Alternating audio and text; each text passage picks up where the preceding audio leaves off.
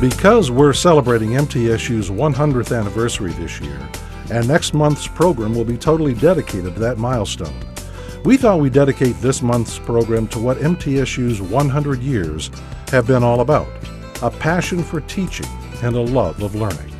Dr. Dawn McCormick digs archaeology.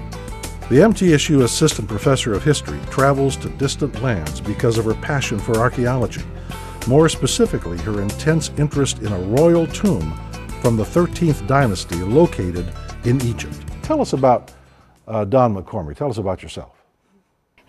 I received my undergraduate and graduate degrees from the University of Pennsylvania, and my graduate degree is in ancient Egyptian archaeology. Through my work there, I began a project at Abydos, Egypt, and I've been working on a royal tomb from the 13th dynasty of ancient Egypt. And this is a time period when kingship was not very strong. So I have a royal tomb, but it's a very small royal tomb.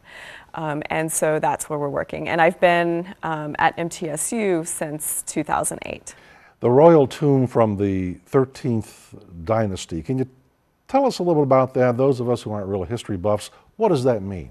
In ancient Egypt, we have kingdoms. So we have old, middle, and new kingdoms. And those are the times when kingship is really strong. So we have the pyramids being built in the old kingdom. And in the new kingdom, we have pharaohs like Ramses, people that everyone has heard of. The middle kingdom was also a very strong period of about 200 years when there was, the kingship was just in one royal family. At the end of that, we're not quite sure what happens, but we end up with over 50 kings in 150 years. Some of the kings only rule for a couple of months, and one of them makes it 23 years. So I'm looking at the political structure of this period, as well as trying to figure out succession and what exactly is going on. And I'm doing this through looking at the royal tomb.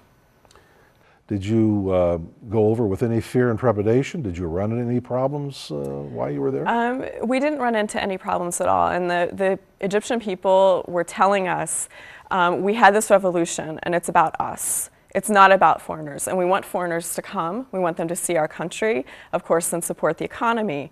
But we really, they really feel that it has nothing to do with the foreigners and that the foreigners are safe in their country. Okay, and going over there seems to be it would seem to be a very cumbersome kind of thing, getting ready, packing.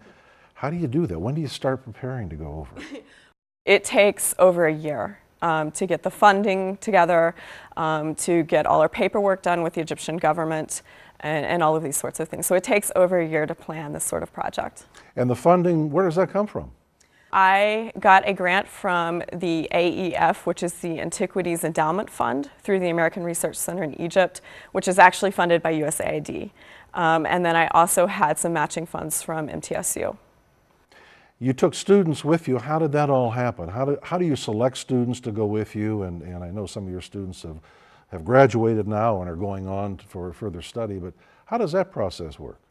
Well, many of the students take classes with me. They take my Ancient Egypt class or my World Civilizations class. And I ask students, who might be interested in going to Egypt. And then a lot of it has to do with students' lives and what's going on. Sometimes students want to go, but they can't. And then we just go down from there. And by the end, I end up with a few students and some alternates so that we can put a team together so that we can do everything, because we can't bring anything back from Egypt. We must do all of the analysis while we are in Egypt. So it's very important that we have someone who can draw, we have someone who can help others who are new to this, and that we can work together to get everything done in 5 weeks. It's obviously beneficial to do this kind of thing. We talk about experiential learning here at MTSU and how important hands-on learning is. This is a supreme example of experiential learning, is it not? Yes, and when you study ancient history, there's a lot more that goes into it than, let's say, modern history. I mean, we have to use very fragmentary evidence in order to actually be able to piece everything together. And my students who went with me, they touched that evidence. They touched things that haven't been touched in 2,500 years. Do you ever finish a dig? I mean, you've been there, you've worked on this for a long time. Is there ever an end, or will you always go back to that same site and discover new things? We will be going back to this site for quite a while. This site was actually excavated previously in 1901-02 by Arthur Weigall. He did a pretty good job for his time, and he was very interested in the architecture. But he missed a lot. And so as we're working through this, we're recovering a lot of information. And what you're discovering, will it change history in any way? Will it change our view of history or the way we teach that particular piece of history? Yes, the chronology of the 13th dynasty, as well as the nature of kingship during that period, is my work with that, because I'm basically the world expert in that field, is changing radically.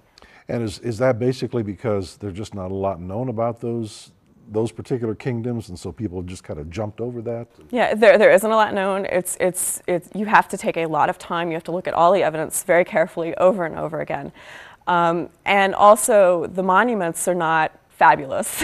There's not going to be a lot of tourists lining up to see my tomb. And so it's had low priority in the past. But now we're starting to look at these types of things to try to figure out what happens in these interim periods between the kingdoms. You mentioned, you said an interesting phrase, my tomb, and I kind of wonder about that. There's a sense of ownership here. Can I go over there and work in your tomb, or there is a territorial?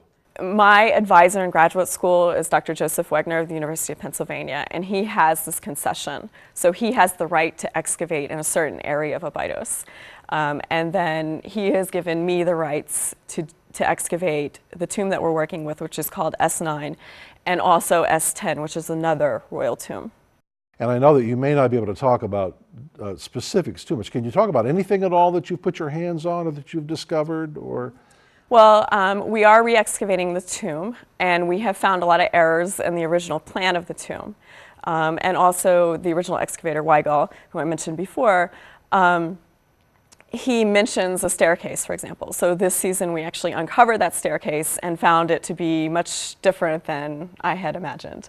It's a mud brick staircase, and it's pretty elaborate. And so we're able to actually map that, to draw it very, very carefully. And now we can add that to the record.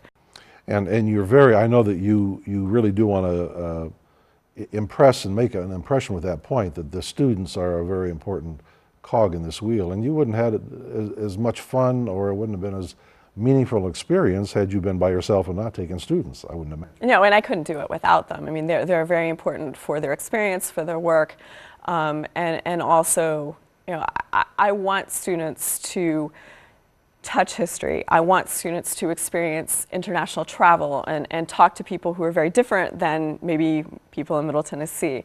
I think this is very important. And my students are also going to give talks in the community so that they can share their experiences with others. So it's not just them who are experiencing this and their families, but we're trying to expand this so that many people in Middle Tennessee can experience this through us.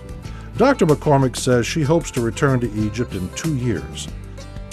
Getting to deal with the hands-on of history is one of the things that I really enjoy, and what brought me to archaeology in the first place.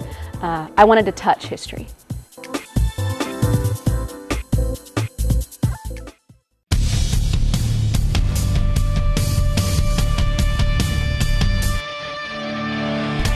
At its heart, education surrounds us with everything we need to reach our dreams.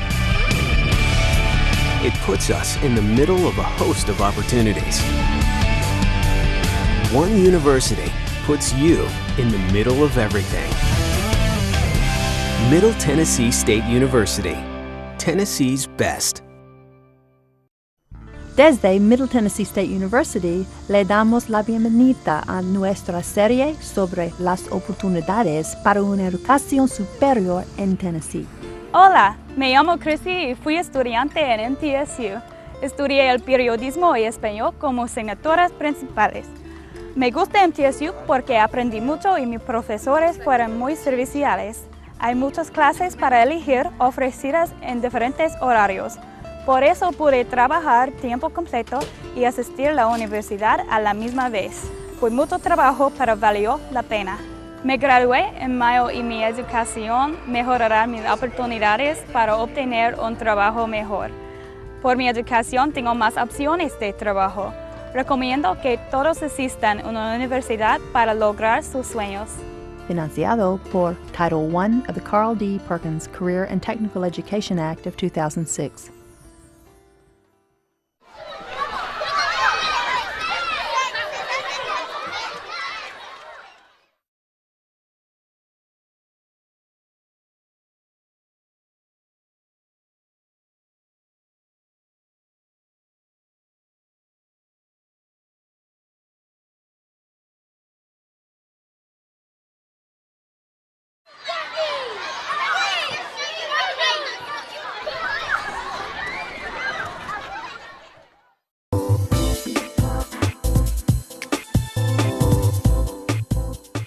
Well, we're back. Welcome back to Out of the Blue, and I am talking with Kristen Baldwin Deathridge. And Kristen is a graduate student at MTSU in public history. And Kristen accompanied Dr. Don McCormick and others to Abydos, Egypt recently in April. And Kristen, tell us about yourself. Who are you, where you're from, and that kind of thing. I'm from Middle Tennessee. I'm from Mount Juliet. I've spent most of my life here. I got my BA in history from Bryan College in 2002, and I got my MA in archaeology from the University of Reading in the UK in 2005. And now I'm here at MTSU getting my PhD in public history, and I'm at the dissertation writing stage of the program, and Dr. McCormick is one of my committee members. What brought you to MTSU? Honestly, it was the public history program. It's an outstanding program, one of the few PhDs in public history in the nation, and one of the best. There's outstanding faculty here and involvement in a lot of different kinds of projects, working with the public, not just teaching, although teaching is important, but working with them in other areas, in museums, in historic preservation, in the archives, and in cultural resources management, so with the National Park Service and a lot of things. So a lot of opportunity to do a lot of different things with history. Mm-hmm. Once you get your PhD, what do you want to do? You want to teach at the college level? Eventually, I would like to teach, but one of the things that I really like about public history and archaeology is the opportunity to do a lot of different things. So I went with Dr. McCormick on this excavation, but I'm not an Egyptologist. I don't know a lot about the 13th dynasty or anything like that, but I'm learning as I go. But I do have the archaeological skills, and those methods are similar wherever you go. So the public history combined with the archaeology gives me the opportunity to do a lot of different things, and that's really exciting to me. How museums work with the public to teach them things about their collections, and getting to deal with the hands-on of history is one of the things that I really enjoy, and what brought me to archaeology in the first place. I wanted to touch history, you know, to be the first person to walk on a road that hadn't been walked on in a long time, and that it doesn't always happen that way, but when it does, it's really neat. The things that were there, the monuments that were built, were there for a long time. A lot of them are still there, and whether or not they're being used in the same way or different way, people throughout Egyptian history have interacted with those things and touched them and moved them and used them in different ways and had different meanings. And so I think that's really interesting to figure out how culture changes in that way. And you mentioned that you're not an expert in the 13th dynasty, but you're learning more about Egypt. But you have the skills of an archaeologist, or the tools. What are those? We all do a lot of different things, and archaeology requires a lot of things, from the actual excavation and teaching yourself to see the differences in the sand and in the dirt. As the colors change and the texture changes, that means something. And it's part of our job to interpret that and figure out what it means. And a lot of times with this particular tomb, with the 13th dynasty, that's where Dr. McCormick's expertise comes in. I can say, this is different, and she can tell me, based on her knowledge, why it's different and what it means. From identifying artifacts and simple things like materials, like saying this is iron, this is a rock, this is not a piece of pottery. Just that you get through experience of touching those things.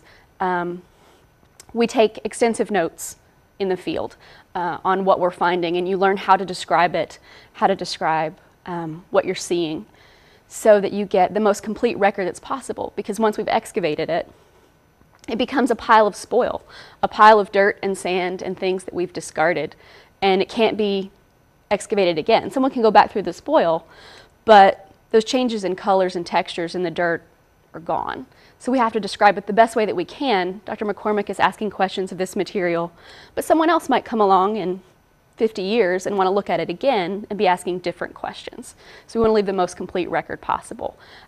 We take photographs of things. We draw them. We do measured and planned drawings, and I'm not an artist. I can hardly draw a straight line, but you measure these things, and you make good records of them. And then there are others like Sarah Rieger, who's another graduate student. She is an artist, and she was able to do measured drawings of some of the artifacts that we were finding, and herself and Dr. McCormick were able to draw some of the pottery and ceramics that we were finding. And then one of the things that I can do is ink them. So it's almost tracing over those drawings in ink so that you can see different things, because you see different things in a drawing, in a picture, and in an inking. So we all bring different kinds of skills to it. And since I've been an excavator before, I can help the people who haven't done that before. So they can come to me with some of their questions before we go to Dr. McCormick to decide what needs her time, since she's all over the site. Mm-hmm. Is your role different as a graduate student on a dig like this than the undergraduate students? Are you asked to do different things, more things, or? A little bit, more different things, not really more, especially on a team of our size. We have 5 weeks and we have to do everything. We have to process all of the artifacts, and that means examining them and drawing them and taking notes on them and photographing the ones that need to be photographed, both in color and black and white. And so I mostly help to kind of organize those things. We all did our own processing for the most part when we were each supervising a small part of the site. And so we divided the materials into this is carbon, this is the wood, this is the pottery, and then different members of the team would work on different areas. So one person was working a lot on the pottery, so we would help her out when she needed help, but she was in charge of the pottery. And then someone else was measuring the carbon and the amount of bone and things like that we were uncovering. So my role was really more different. Everyone worked a lot, really hard. It was long days, but it's really satisfying work, where at the end of these 5 weeks, you can look at the site and all that you've done and feel really good about the quality of information that you've recorded, that it's going to be useful, both to Dr. McCormick and to people in the future, hopefully. Well, I've already learned something. I've learned what spoil is, for heaven's sakes. I'm going to start using that too. Kristen, thank you very much. It's been nice talking with you. And we're going to be back and talk with a couple of the undergraduate students who went on this dig. We'll be back with more Out of the Blue. I've always wanted to travel, but getting that experience, I want to be open and see other cultures in the world and get to experience that and learn more and pull from these other cultures that, we don't really get to know about on a personal level. We started in 1911 with a clear mission to train Tennessee's best teachers. For the last 100 years, Middle Tennessee State University has carried out that mission and so much more. Nationally recognized as an affordable quality university, the #1 choice of undergraduates in Tennessee. As we celebrate our centennial, we look with pride at the past. We look forward to the future. Check out why we're Tennessee's best. Desde Middle Tennessee State University, le damos la bienvenida a nuestra serie sobre las oportunidades para una educación superior en Tennessee. Hola, con la educación universitaria puedes conseguir un buen trabajo, ganar más dinero y tener un buen comienzo a la vida. Estamos aquí en el campus de Middle Tennessee State University. El sistema de Tennessee Board of Regents da oportunidades a los estudiantes para poder alcanzar tus metas. A través de estas series vamos a hablar de esas oportunidades y lo que necesitarás para inscribirte en la universidad. Si planeas ser mecánico, enfermero, maestro o lo que decidas hacer, recuerda, la educación es el camino a tus sueños. Para más información visítenos a www.mtsu.edu/Hispanic. Financiado por Title I of the Carl D. Perkins Career and Technical Education Act of 2006.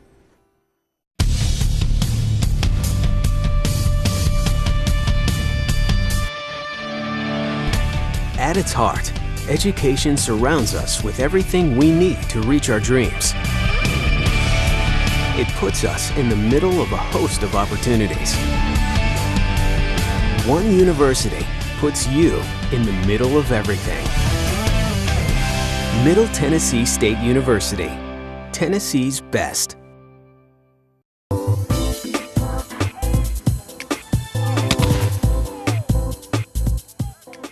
Welcome back. I'm Tom Tozer, Director of News and Media Relations here at MTSU, and we've been talking about working in a royal tomb from the 13th dynasty in Abydos, Egypt. Talked to Dr. Don McCormick, Assistant Professor of History here at MTSU, and Kirsten Baldwin Deathridge, graduate student who accompanied the group and went on the digs.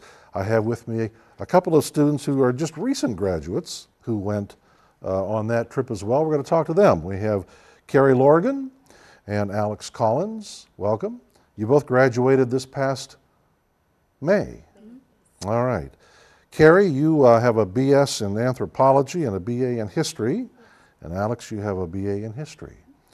All right. Well, tell us, Carrie, tell us about Carrie. Who are you? Where are you from? I'm Carrie Lorgan. I'm from Middle Tennessee, from Gallatin originally, and I moved to Murfreesboro to go to MTSU. I have a husband and 3 kids.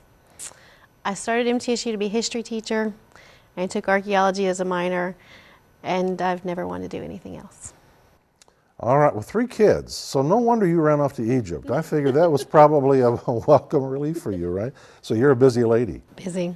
And Alex, about you?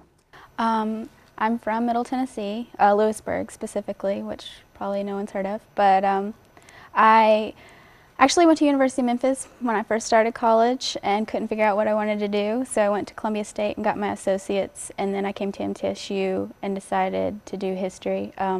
I really liked it. I actually didn't like history till I got to college. And then I decided archaeology would be good because I like the hands-on, and that's what I went with, and that's what I did. Tell us about a typical day. How many hours a day did Dr. McCormick just drive you? I got up at 4 a.m.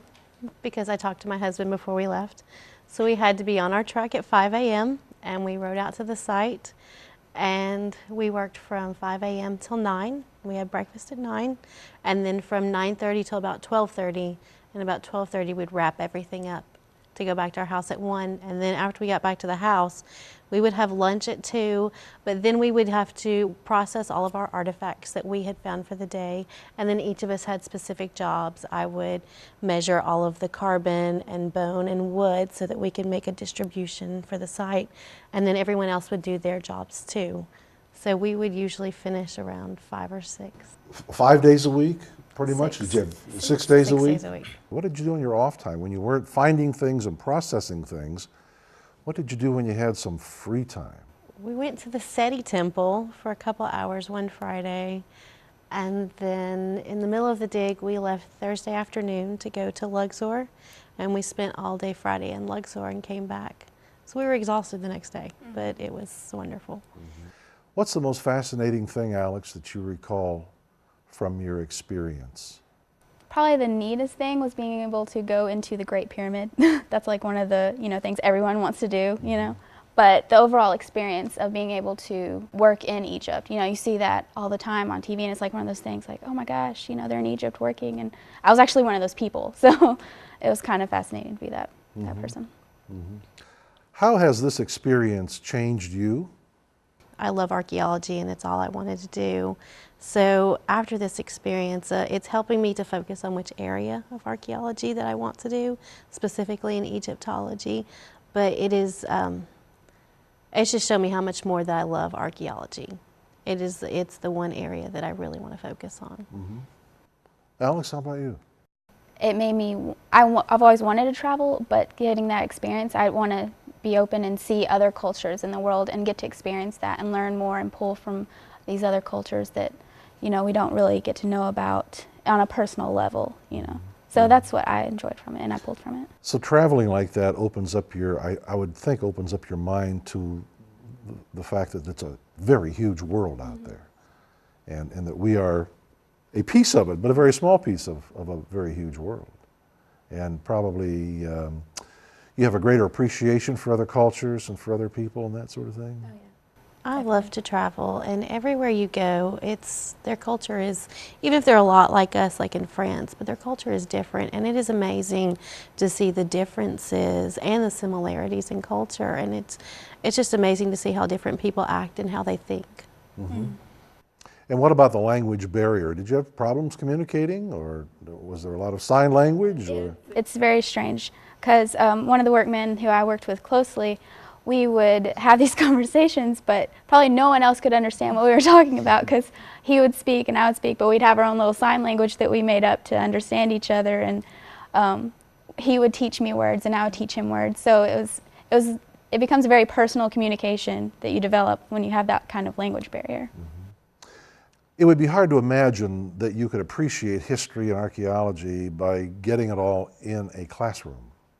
You need this kind of experience, do you not, as part of a well-rounded education? You can read books and articles, and we did read a lot, but there's nothing like touching it and seeing it firsthand and like feeling the differences, or looking at the pottery and seeing the differences in the pottery. You just can't read that in a book.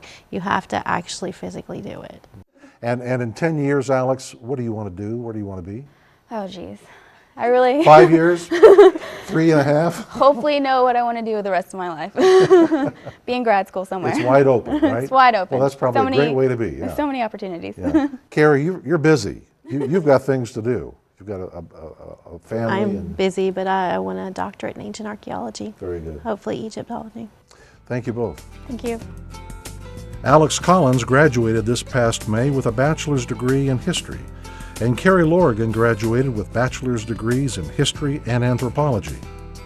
Hi, I'm Mike Browning. We're pleased here at Out of the Blue to announce some exciting new additions to our monthly magazine show.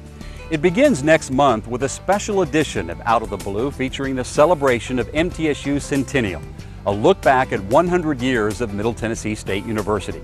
I couldn't be more excited to be a part of the new Out of the Blue, helping to bring you the stories of this great university through video, interviews, and commentary every month. In addition to the top MTSU news of the month, we'll provide some special features and a cover story that takes an in-depth look at an issue or personality. And we'll continue to sit down for an interview with a featured guest of the month. Out of the Blue can be seen on local cable channel 9 every day at 7 a.m. and 7:30 p.m. and on News Channel 5 Plus every Sunday afternoon at 1:30. Or visit our remodeled news website, mtsunews.com, and click on Out of the Blue. So make a note, mtsunews.com, for MTSU News anytime. Please watch Out of the Blue every month. I'm Mike Browning, coming at you from Out of the Blue.